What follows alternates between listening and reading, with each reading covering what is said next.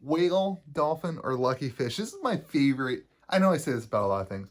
I really do think this is like one of my favorite series that we do on the channel because I get to read your stories of being involved in this wonderful card game called Flesh and Blood. And, you know, the stories from the people here at Kitchen Table TCG, the Kitchen Table TCG community. So, man, hope you guys are doing good. I know we're like in the middle of Monarch spoiler season, or it's kind of the end of Monarch spoiler season. There's a lot of stuff to talk about, but sometimes it's just nice to sit back, relax, and hear a story of one of your own and how they got involved in Flesh and Blood, and then to rate them and to judge them and say, are you a whale? Are they a dolphin? Or are they a lucky fish? So that's what we're going to do. You can also share your story. Just send me an email at KitchenTableTCG@gmail.com, and I'll read your story if it's good enough. You know, sometimes people send me stories and it's like they don't give enough info or they don't give enough like where they came from. And like you got to make a good story out of it. So send me a story and I'll try to read it. It's fun. It's good content. I like it. So here we go. Ready? Whale, dolphin, lucky fish. You can go ahead and leave it in the comment section. Do you think this person, this male or female or person, whatever, is a whale, a dolphin, or a lucky fish? All right. So here we go. Hey, Louie. I wanted to share my story with you. Though you already know parts of it. Flesh and Blood has been an amazing ride for me. You know, me too. I love that. Like, I love that kind of, that tension of like, what a wild ride this has been. Because for a lot of us, this has been a crazy, crazy last 2 years. For me, like 6 months, 8 months. All right, Flesh and Blood has been an amazing ride for me. Where my friends thought I was being dumb or crazy, they now I think I was incredibly lucky. I've got friends that think I'm still dumb and crazy. All right, Flesh and Blood just piqued my interest with Rudy showing his initial video with Welcome to Wraith. Okay, cool. If I'm being honest, I thought the game looked like poop. I thought it was another Dead in the Water TCG, though the Diablo-like equipment setup seemed quite interesting. It was Rudy's spoiler video of Visceri that had me really wanting to buy some cards. I fell in love with the artwork. Yeah, the artwork in that whole set is fantastic. I love playing Death Knights in any kind... Oh, sorry. I love playing Death Knights in any kind of game, and this really had me interested with a similar vibe too. But then I forgot about it for a bit. I love this. Due to the YouTube algorithm, I started seeing videos from DM Armada. Shout out to Steven, DM Armada. When I remembered that I forgot to pick up some boxes, I decided I'd pull the trigger. This guy needs to send DM Armada a thank you note.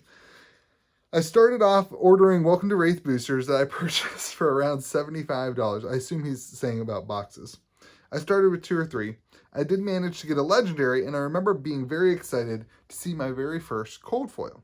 It was almost immediately after I purchased another 2 or 3 boxes, this time of Arcane Rising. In my very first box, I pulled an Eye of Ophidia. Currently, Eye of Ophidia is what? $18,000? $19,000? I was hooked at that point, and so I just kept ordering. I'd say so. For me, it felt like this was an opportunity to set collect like my younger self never did. And I agree with this. This is like such an important part of Flesh and Blood. Like where the Magic the Gathering community has kind of stopped set collecting. I know there's still some people that do it, but it's not like a really common thing. And like Flesh and Blood, people are like excited to complete a full set. I love that.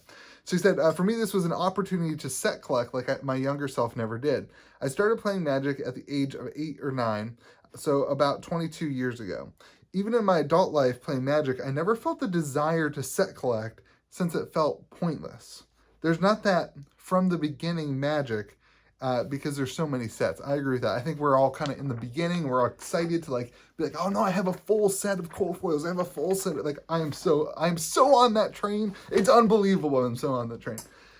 And that's what's driving prices up to. Anyway, while I was finishing my collection, I felt very lucky consistently ordering loose boxes, and my pull rate was over 50% for a long time for legendaries. Wow. If you search my name on Facebook, you can see, I don't think he shared his name in this. Anyway, you can see my my upset post about my double and triples of Foundry Hearts and Masks of Momentum. Just search Facebook for double Mask of Momentum. Maybe it'll pop up. The time came fairly quickly when I was almost done with my 2 sets. The only cards I was missing were Grasply Arknight, Tectonic Plating, Braveforge Bracers, and of course, the Heart of Fandel. Too bad I didn't have the foresight then, because I should have just bought these cold foil legendaries for their going rate of, at the time, $65 to $85, which, mind you, is half the price of the... it's like half price of the unlimited cards right now. Instead, I traded my foil Pack Fresh and Light and Strike for a Grasply Arknight. I traded my foil Command and Conquer for a Tectonic Plating, and I purchased my Braveforge Bracers for $90. Along the way, I sold countless cold foils to fund my habit. Legendaries sold for usually $65, and many of my triple cold foil commons for $5 to $10 a piece. I would go back and I would buy every $5 cold foil common. If I had a time machine, that's the first thing I would do. All right. Then the time came when my friends had the talk with me.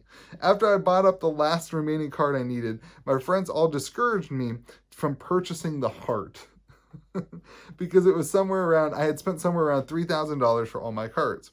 It was a wild summer. I spent weeks and months trying to find a cold foil Heart for $200 to $300. $45,000, $50,000 card now. I saw many purchase for that, and I never thought I would ever spend that amount of money on a card. How many of you guys are in the same boat, right? Like, where you're like, 6 months ago, I would never have purchased a $400 Magic card. Today, I'm like, oh yeah, $400, that makes sense. Like, yeah, I'd buy that. All right, I saw many purchase on that, and I never thought I could spend that much on a card.